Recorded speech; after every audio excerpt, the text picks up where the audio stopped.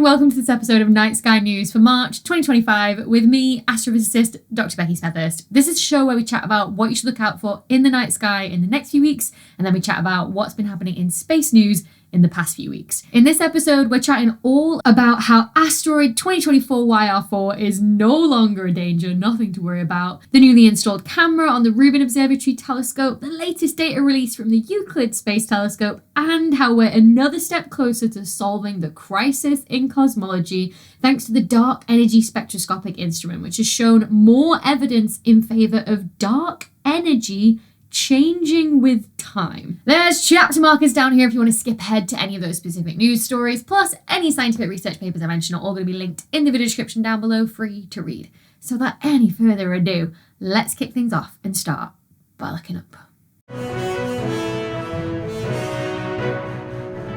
So this past week in March, we have had a lunar eclipse where the full moon passes into Earth's sunset shadow and turns red. But eclipses always come in pairs because if you've got that perfect alignment between the moon, the earth and the sun all being in the same plane to get an eclipse, then as the moon moves around, you also get another eclipse. So on Saturday the 29th of March, we also have a partial solar eclipse where the moon will partially block the sun from our perspective here on Earth. So not a total solar eclipse where everything goes fully dark. Instead, we'll have sort of like a crescent sun in the sky for a bit across Northern Europe and the northeast of North America.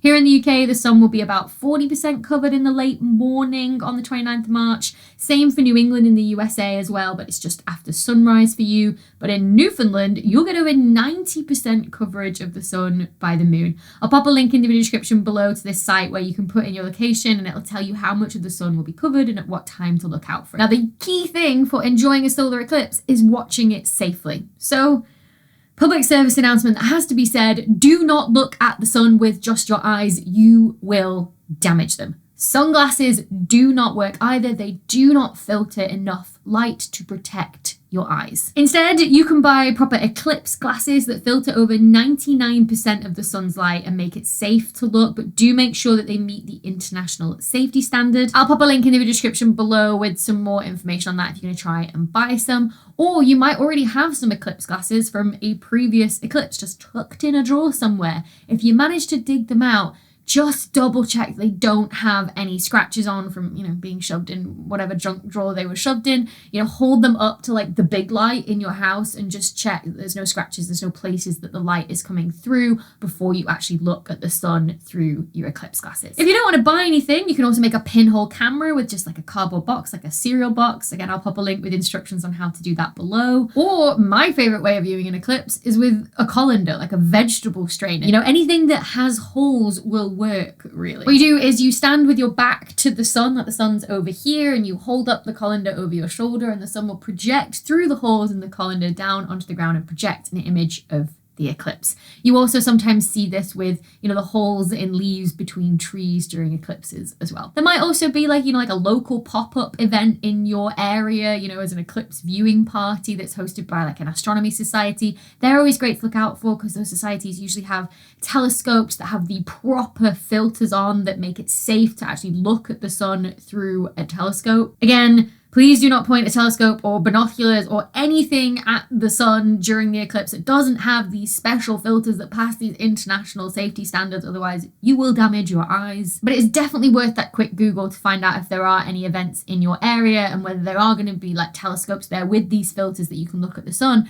because the sun is at solar maximum at the minute. It means it's at its peak levels of activity, which means it's got a lot of sunspots on the surface of the sun. That's what's also been leading to all of the aurora we've been seeing lately as well. And I just think it'll be great to, watch the partial eclipse and also see a lot of sunspots on the surface of the sun at the same time. Enough about the sun though, what about the night sky? Well, I think we now have officially come to the end of the evening planet parade, or planetary alignment as people called it, because the planets have moved round their orbits and some of them have gone to the other side of the sun now and are visible in the morning sky. You do still have Mars and Jupiter in the evening sky though. They're still really nice and bright and obvious, up near Orion in the western sky, but is setting, just a few hours after sunset now as we get towards spring and summer here in the northern hemisphere. Whereas Venus is now chugged along its orbit, so it's in the morning sky in the east just before sunrise. And for those closer to the equator, you'll see Mercury and Saturn slowly joining Venus in the east before sunrise, low on the horizon as we move through April. And if you are going to be up that early in the morning before sunrise, either because you wanted to see the planets or maybe you're just up for work or school anyway, then make sure you look out for the summer triangle. As you can guess from the name, it is a triangle of 3 stars, but it is also an absolute herald of summer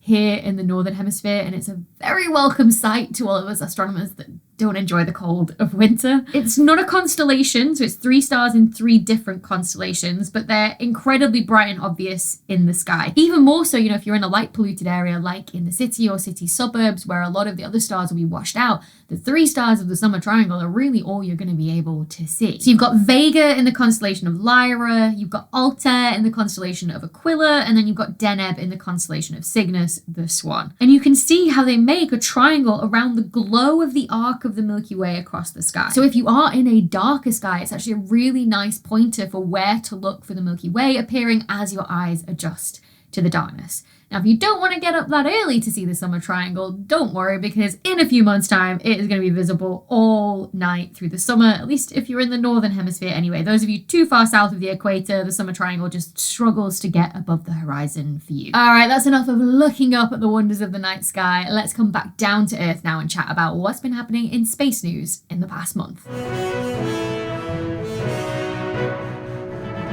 First up, a moment of relief for us all, because do you remember that asteroid 2024 YR4 that was discovered back in December that was maybe going to impact with Earth in 2032?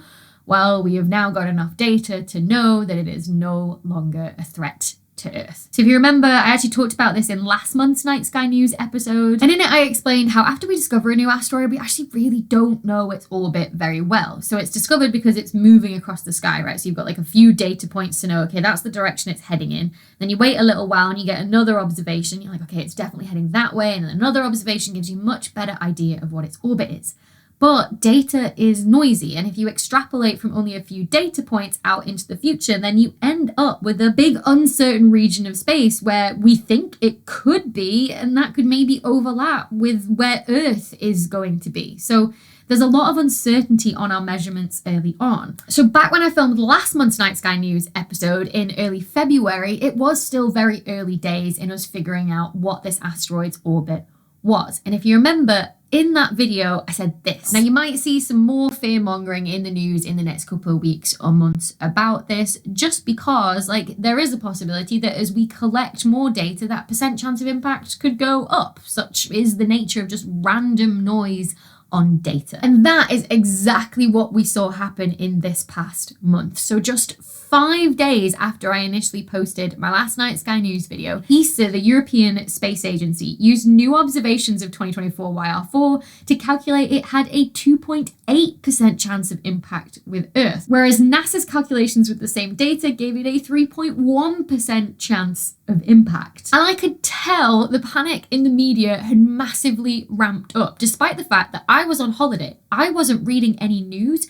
but the amount of TV and radio media requests that I got through as texts on my phone just absolutely spiked. And I knew it meant some new data had come out that gave it a higher percent chance of impact. But then the very next day saw a new calculation of the orbit using images taken by the Very Large Telescope in Chile, which cut that probability in half again. And then by the 24th of February, as we were getting towards the new moon, where you had a lot of darker skies for ground-based observatories to really shine and get some really clear data to let us know what the orbit of this asteroid was doing, that probability was slashed again, coming down to just 0.001% chance of impact. At the time of filming in March, that risk is now down to 0.0005% chance of impact, so nothing to worry about at all. Instead, probably going to be a fun occasion when the time comes to be able to maybe try and spot it with, amateur telescopes and binoculars.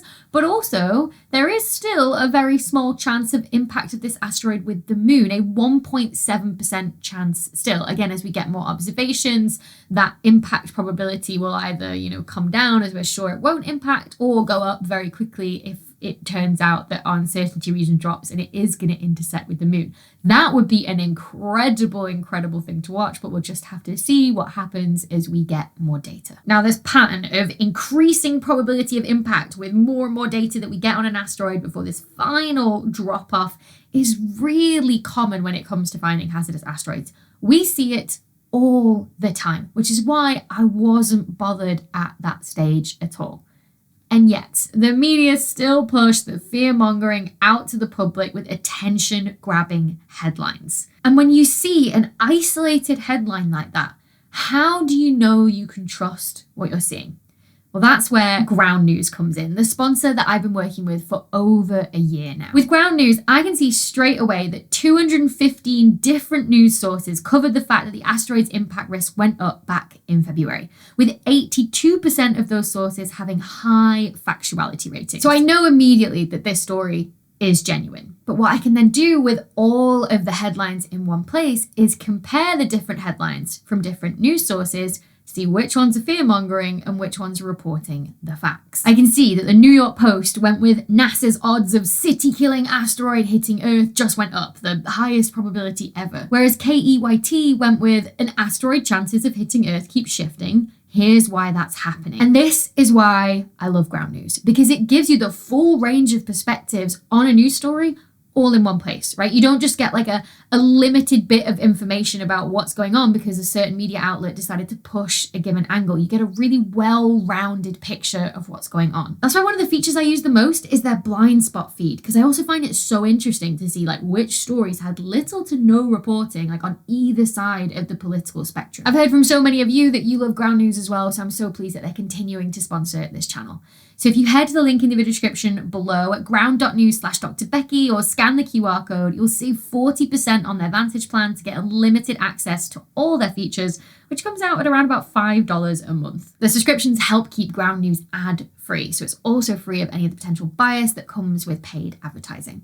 So a big thanks again to Ground News for sponsoring this video. And now let's chat about the Vera Rubin Observatory, which passed a huge milestone this past month when its record-breaking camera was installed. So if you don't know what I'm talking about, the Rubin Observatory is a new telescope that's being built in the Atacama Desert in Chile, which is 8.4 meters wide. And unlike, telescopes of a similar size that are already in operation, where, an astronomer will actually write a proposal to say, this is the science that I want to do with this telescope that's like specific to me, Rubin will actually observe and map the entire sky every 3 nights, conducting what's known as a survey. And that data will then get made public to any astronomers or members of the public who want to use it. That's going to be especially great for things that change in the sky, like asteroids that move, or spotting supernova that appear, or flickering black holes like what we chatted about in last week's video. And to do that, it needs an especially large camera.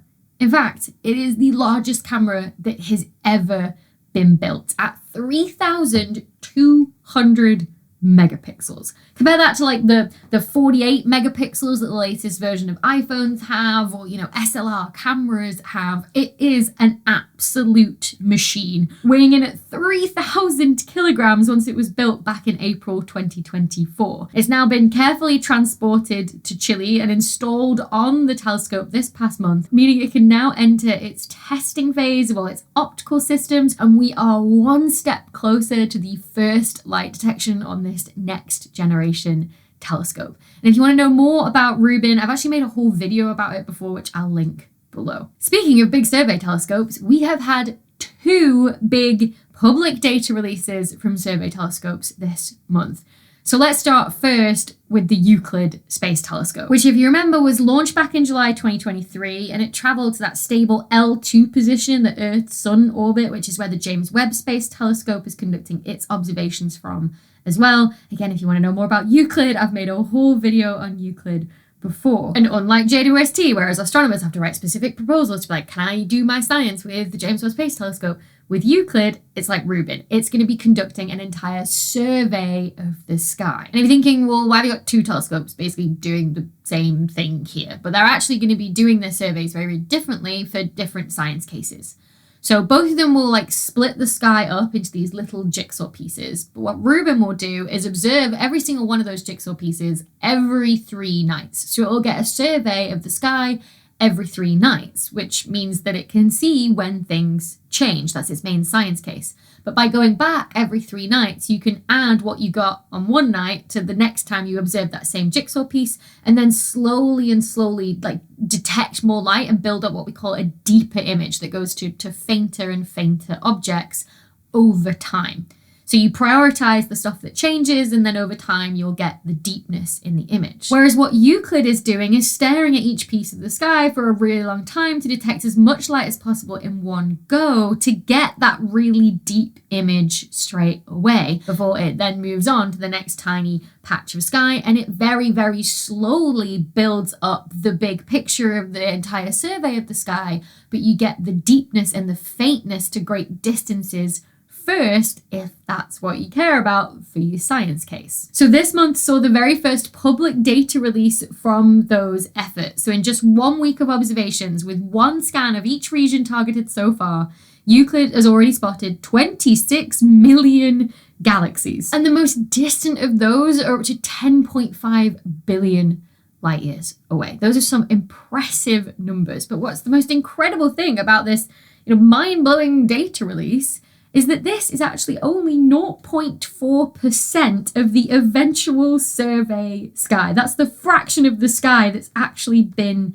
covered here, which is just mind-blowing to think about when you see these incredibly detailed images that it's returning, right? I've always said that Euclid is going to be like, images from the Hubble Space Telescope, but across the entire sky. And I think when you look at these images that have been released with this month's data release, it really, really does put that into perspective. Now, the reason that Euclid prioritizes going deep and getting all the fainter things first is that the science case for Euclid is to really detect what the shapes of galaxies are. And really that's come from a cosmology focus, figuring out what the universe is doing, because if you can work out whether galaxies are ever so slightly skewed and elongated by something known as microlensing, so matter in the foreground, changing the path of light rays slightly to give us that distorted image, that distorted shape of a galaxy, allows us to work out where all the matter is in the universe. And if we compare that to where all the light is in the universe, we can then work out, where is all the dark matter then? And so from the survey, you end up with 2 maps, one of the positions of where all the galaxies are and one where all the dark matter is that we can't see. But also, it's incredibly useful data for researchers like me that actually care about the galaxies themselves, because the galaxy shape encodes what the history of what the galaxy has been through and how it's evolved. If they've collided with another galaxy or they've been left alone. So I've actually been involved with one of the science papers led by Mike Wormsley that was released along with this first data release from Euclid,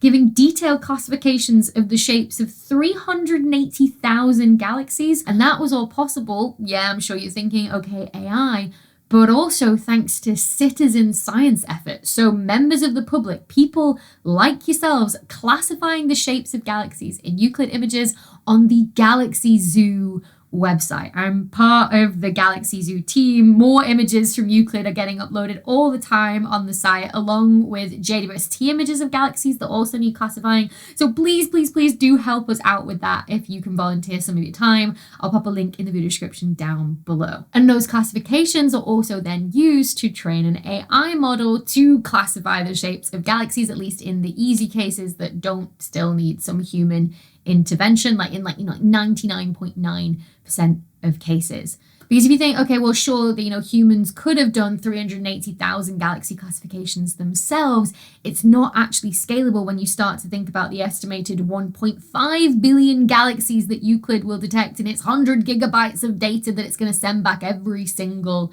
day. So we are preparing for that eventuality now. As of March 2025, though, Euclid has now completed about 14% of its eventual survey of the sky. And so next year, around about October 2026, we are expecting some much bigger data releases from Euclid, along with a load of science research papers as well from the team who've already had access to that data to start building that map of galaxies and map of dark matter. So there'll be a lot more results that come with the next data release as well. In the meantime, though, we have the Dark Energy Spectroscopic Instrument, DESI, which is doing a similar thing to Euclid, making a big map of the positions of all the galaxies within 11 billion light years, but using a telescope on the ground, the Nicholas U. Mail 4-meter telescope at the Kitt Peak National Observatory in Arizona in the US. And this week also saw the first data release from DESI with images and spectra of 18.7 million objects on the sky. That includes roughly 4 million stars, 13 million galaxies, and 1.6 million quasars, so growing supermassive black holes in galaxies at huge distances away. Again, that is just a small chunk of the eventual survey that DESI will actually do, which you can see here has been visualized, right, with the positions and distances of the galaxies observed. It's this weird sort of like double cone shape because the dust and stars of our own galaxy, the Milky Way, block our view of distant objects in a band across the sky.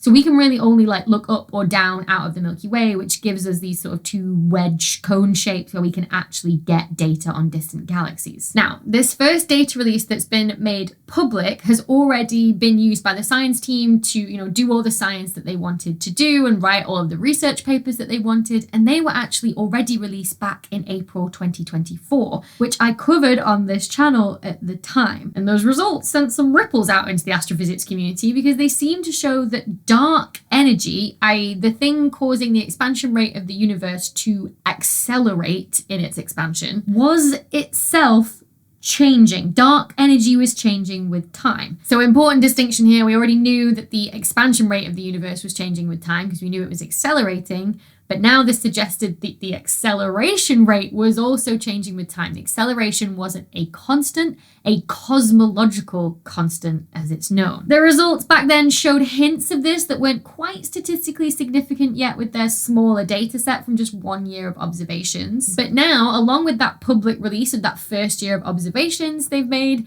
they've also now released a bunch more scientific research papers doing all the science they want, but with the first 3 years of DESI data that's been taken for the survey. And now those hints have turned into something much stronger. Okay, so here's what they're doing to measure what dark energy is doing with time. They're measuring the ripples that have been imprinted on the structure of the universe by something known as baryonic acoustic oscillations in the early universe. So in that sort of chaotic soup of matter in the early universe, right, where you haven't got even atoms yet formed, you've just got protons and electrons just whizzing about, right?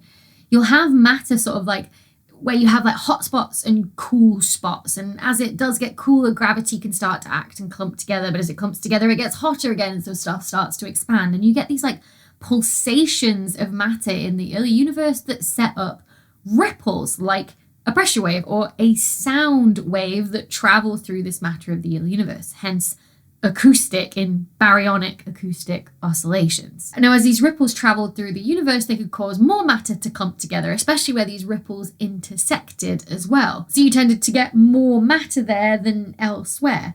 Then when the universe had finally cooled enough for atoms to form, that also let light stream for the first time, which is what the cosmic microwave background is, which tells you where the hot and cooler spots were in the universe or where less matter and more matter was. Therefore, imprinted on that cosmic microwave background is the size of the very last baryonic acoustic oscillation, or these ripples that there were in the early universe. The thing is, you then had more matter where the cool spots were. So that meant as the universe evolved, that was where galaxies and galaxy clusters were more likely to form, which means if you had this size of the last baryonic acoustic oscillation imprinted on that matter distribution, you're going to have it also imprinted on the distribution of galaxies that you get in the universe. Which means if you measure the distance between all the galaxies in your big map of the universe, you end up finding there's a peak where there is a preference for galaxies to be separated at a specific amount. The preferred one because of the baryonic acoustic oscillations. And because the universe is expanding, that separation changes with time, which we can actually observe happening because light takes time to travel to us at 300,000 kilometers a second, which means that as we look at more distant objects, we see them as they were billions of years ago, and then we can see at that time what was, the preferred separation for galaxies. How big was that imprint of the baryonic acoustic oscillation then? So then you have what's known as a standard ruler, something that's a set width that you can use to track how the expansion rate of the universe has changed over time. Has it always been accelerating at a constant rate, like our current best model of the universe predicts, something known as lambda CDM, the lambda there being that cosmological constant, the simplest explanation for dark energy that we have, for this accelerated expansion of the universe, a constant acceleration rate. So this is what DESI have done again now with their 3-year dataset using 15 million galaxies and quasars. And they fit a model for what dark energy is doing over time and got out a few parameters to describe it. And the two main parameters you care about are what's known as W0, so what dark energy is doing now, and A being like a scale factor for how big the universe is. So it's basically what was dark energy doing at a certain size of the universe or at a certain time in history. In lambda CDM, W0 equals -1. It's an acceleration outwards acting opposite to gravity.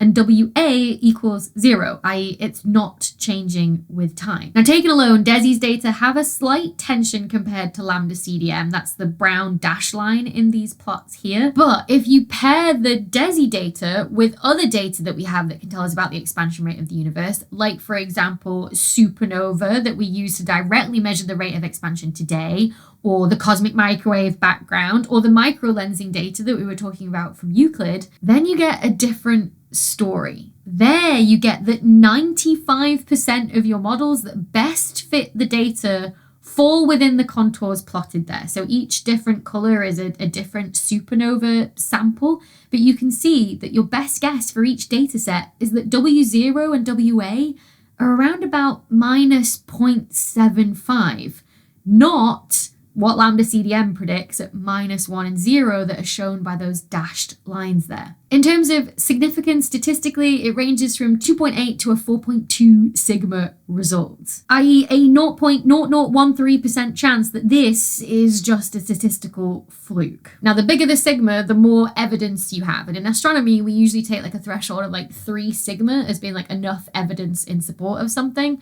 But in physics as a whole, people tend to go with the gold standard of like a 5 sigma threshold. So here, there's still not quite strong enough evidence to convince everyone just yet. But what it's suggesting is that our current best model of the universe is wrong, or at least one component of it is anyway. It needs tweaking to account for the fact that dark energy might be changing with time. So instead of being a cosmological constant with lambda CDM, people are now considering W0WA CDM models, which I can't help but read like wow CDM models, which I know is not how you're supposed to say it, although admittedly if I do give my brain free rein, then I read it like wow. I know so many of you are going to be sat at home just like screaming at your TV or at your phone right now, being like, oh my gosh, this is such a big freaking deal for what's known as the Hubble tension or the crisis in cosmology, which if you've been following me for a while, you will know that our two main ways of measuring the current rate of expansion have been giving us two different answers for years, which meant that either there was something wrong with our data or something wrong with our best model of the universe. And so with these DESI results, they're suggesting that it was maybe option 2 all along, but also option 1 as well. Because with the DESI data, you can also get an estimate of the current rate of expansion of the universe, and it doesn't agree with either the value we get from the supernova data or the one we get from our best model of the universe. But of course, if dark energy is changing with time, then that value that we get from the cosmic microwave background from, assuming a cosmological constant, that value was always going to be wrong because we're going to be skewed by that assumption that dark energy doesn't change with time. Which, if we do take a step back, that was a good assumption at the time, right? You always assume the simplest model to explain your data. And that cosmological constant did explain the accelerated expansion of the universe that was seen with supernova data back in 1998. We had no evidence to the contrary at the time that it was any more complicated. However, now we do have this mounting evidence to suggest otherwise, so we refine our model, at least if the significance goes over that 5 sigma threshold as the DESI team collect and analyze more data, and if the Euclid team find the same in their data, and we find the same with Rubin data as well as we repeat this experiment. And the hope is that by exploring the theory of more of these W0, WA, CDM models and all the variations that can take, that we'll learn a lot more about the universe that we call home and what might happen to it in the future, but also maybe not solve, but at least come up with an answer for what's been causing the crisis in cosmology. All right, that's it for Night Sky News for this month. But before you go, I do have one piece of personal news that I'd also like to share. You all know about my recent trip to the Maldives from my video 2 weeks ago. Well, while we were there, Sam surprised me when he proposed on the beach in one of my favorite places in the world. I obviously said yes. The ring is just getting resized at the moment, but we are incredibly happy that after 18 years together, we decided it was finally the right time to treat our friends and family to a big party, which means we are also now going crazy from wedding planning. Anyway, as always, if you snap any pictures of the night sky or you see any space news stories that you want me to explain in a future video, then send them my way over on social media. But until next time, everybody, happy stargazing. Pip's outside the door. Can you come in? Squeeze around past the plug. Plug on there. Plug. You were watching Cat TV with me the other day, weren't you? Should we film a Night Sky News video? Oh, your butt's visible there, baby girl. In the past few weeks. In this episode, I'm trying to get that quick before she jumped down. From my perspective, there's just a little tail peeking out from the plant pot over there. She's just sat behind it. Oh, yeah, squeeze under the sofa. That's it. IR4 had a 2.8% protons and electrons and other particles just whizzing around willy-nilly. Wait, do I want to say willy-nilly? Baryonic acoustic oscillation. How am I trying to say? What am I trying to say? The cat under the sofa. I went and found her. I'll show you where she is gone. Are you enjoying your time under the sofa while I talk to myself? Or do you just like get me the hell out of this room? Bless her.